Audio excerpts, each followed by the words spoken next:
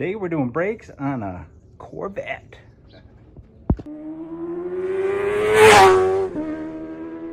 This is pretty much the worst video ever made. Napoleon, like anyone can even know that. I got my buddy Joseph here. He said we're gonna make a video on his Corvette 2016 Z51 Corvette. We're doing front and back brake, rotors, and pads. Now, I met Joseph like most guys meet another friend in a parking lot at midnight. That makes sense, right? But turns out we're neighbors. Well, he lives a few blocks away, and he's got this 2016 Corvette. Needed some brakes. I think he looked at the dealer. They told him an insane price, so we picked up some parts. Let me show you the parts. We got some drilled rotors, power stop extreme brake pads. He said he read some reviews, kind of mixed, but the price was decent. Got all this stuff at Rock Auto.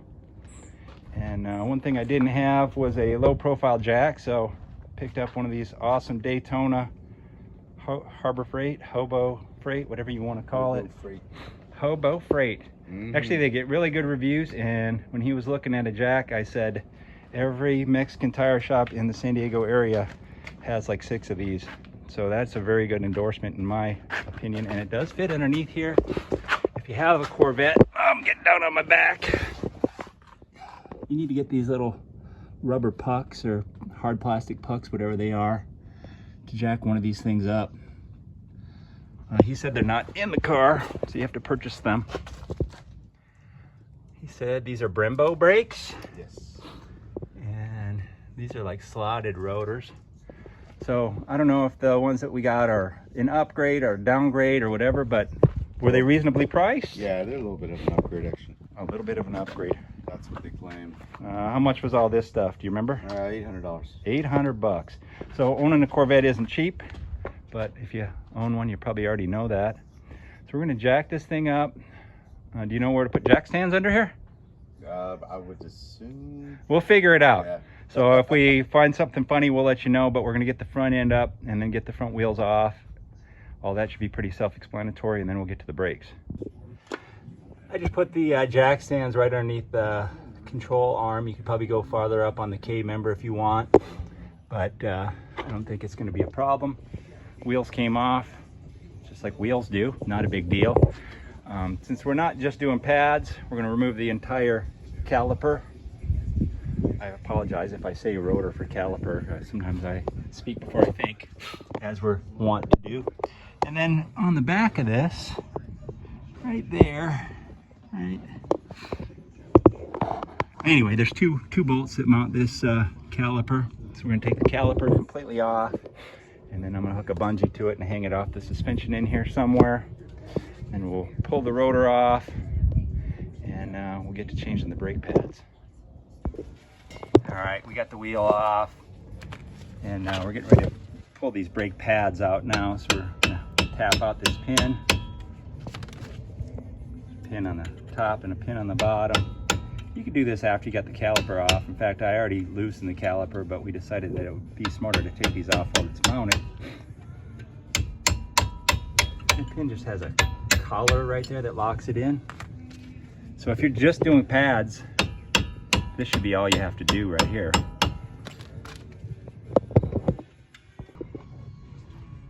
So there's the bolts on the back of the caliper. Those are 22 millimeter on this car. There's one on the top, one on the bottom. They're pretty tight. I use the little, oh, I got it there, compact impact, but if you don't have one, breaker bar is going to be what you need to do. We've already got the brake pads out of here. Like I said, these pins just push out on this model. There's the pads. They have a little meat left, but now's the time. So what we're gonna do is we're gonna pull these out. I have a bungee. We're gonna hook it up here so it's not hanging, and then we'll pull the rotor off. To get the rotor off, you got this T30 Torx. We got lucky, this one came right out. We were worried about it, but we sprayed it with a little bit of penetrating oil, and then you drop it on the deck, just like that. All right, when you get new brake rotors, Always spray them down with brake clean. They ship them with protective coating to prevent them from rusting. We were just talking about that. Joseph said his old ones are rusty, and I imagine these will rust too, but we're gonna cross our fingers because it's a Corvette. You want it to look good. That's true. Okay, you gotta compress your pistons in your caliper. I'm sure there's other ways to do this, but we're doing it off the car. You just put the old brake pad in, got this clamp, and then tighten it up, and it's pushing the pistons in. And these are 4-piston calipers, so we got to do the other side as well. And then we'll get the new pads all prepped up. Got the new rotor on. There's the Torx deal. We sprayed this thing down. We're going to spray everything down again after we're done working on it because we got dirty hands touching everything. So far so good. This is not difficult. Yeah, right in here, just in case you got some on the back of that. I don't think you got it in there far enough. I've done that before too. I feel like a dumbass now. Don't feel like a dumbass. You're just part of the crew, man. It's part of the crew. Yep. Push it on in all the way. All right. Well, I don't know. I think we got this one in too far. I think so too. That's fine though. The pliers is down here somewhere. There you go. So I don't know if we're doing this right because neither one of us are professionals except for at effing up, but we installed the spring clip in the middle. We put the lower in there. Then we're gonna put this pin in from the back and then hold this in like that, and that should hold the whole thing in. So that's what we're gonna do. All right, we got everything all back together. We got a torque wrench here. You gotta add, where's the Loctite? Blue Loctite to those bolts. And then we looked up the torque specs and found a whole bunch of different ones. What'd you say, 135, 155, 162? Yeah, there's all kinds. We went with 162. Yeah, it was consensus 162 up front, 89 rear. All right, so there you go. We're gonna spray everything down, then do the other side. Not bad, we're learning. We were learning on the passenger side, driver's side. We did it in record speed. While the wheels are off, we're gonna clean them up. You can do what you want, but I always say when you're working on stuff, you're working on the brakes, look at everything while you're in here. It doesn't take you a whole lot more time. You can look at your upper control arm bushings, your shock, your tie rod ends, sway bar end links, all that sort of stuff. You know, do it once over if it's your vehicle. And if it's not your vehicle, take care of your friends or clients, whatever it might be. Okay, the rears, we got it jacked up, put the jack stands under kind of the control arm, the center cross member, or whatever you call it back there. Hey, don't yell at me if I'm saying the wrong terms here. The rear caliper, same thing. We punched out the pins, pulled the pads out, pulled the little spring clip in the middle.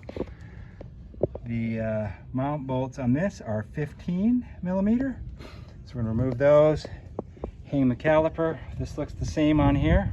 We got our T30 Torx.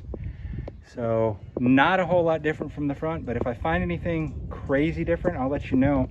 There are also 4-piston calipers in the rear. We're gonna press the pistons in and continue on. The only major difference between the front and the back, obviously we're not able to turn the axle left or right, and also the brake caliper hose isn't as long. We ended up laying it on a cardboard box, but the bungee cord thing works. And then the other major difference is the parking brake inside of the rear rotor. I'll show you a new one here in a minute to show you what it has basically like a drum brake inside of there. But otherwise it's almost exactly the same. T30, take that off, remove the pads, press the pistons in, and what was the torque on these again? 89. 89 foot-pounds torque. So if you can do the fronts, you can do the backs. If you can do the backs, you can do the fronts. Okay, there's what the inside of the rear rotors look like. It's got an internal small drum brake. That's your parking brake. So I'll try to remember to show you what that looks like with the rotor off on the other side. There's that parking brake, electrically actuated, but it's a drum brake. So you still have drum brakes on Corvettes. What a piece of crap. Yeah, look at the cool independent rear suspension. Yeah. American supercar. Woo-wee. He was telling me it has a 10-quart dry sump engine, which I've never messed with one of these, but maybe we'll do an oil change video. We'll see. But the brakes, surprisingly simple. The fronts and the backs are almost identical. The only major difference really is that parking brake and the fact that you can't, you know, move the rear wheels like you can in the front, make it a little bit easier. And the torque values are different, but the whole situation's basically the same. Four wheels on the ground, we're wrapped up pretty much. We got to pump up the brakes, check the brake fluid, and then the best part about working on a Corvette is going for a Corvette test ride with a NASCAR driver like this guy here. Actually, he has no fear. I have fear when I ride with him, but let's see. We started at about 9, right? Yeah. And it's 1:30 now, and we, yeah, maybe even 9:30. And we had to open up the jack and open up all the parts, and we weren't really in a rush. So it took us 4 hours. I think if we did this again, we could do it in 2 or 3, probably 3. Well, I've been staying hydrated over here, so it ain't no big deal. But yeah, we haven't been working at a breakneck pace, so this went pretty good. There's some storytelling. So if you go and get an estimate on Corvette brakes, I don't know what they're going to tell you, but you can order the parts off Rock Auto or wherever you like to order them and do it yourself. They're actually very easy to work on. Oh, listen to that vet. Hopefully he pumps the brakes up before he moves. I guess when you work on someone else's brakes, you have to go on a test drive, and then he goes full throttle at a stop sign. Ah! Survived the test drive. Car appeared to work. We never hit anything, so you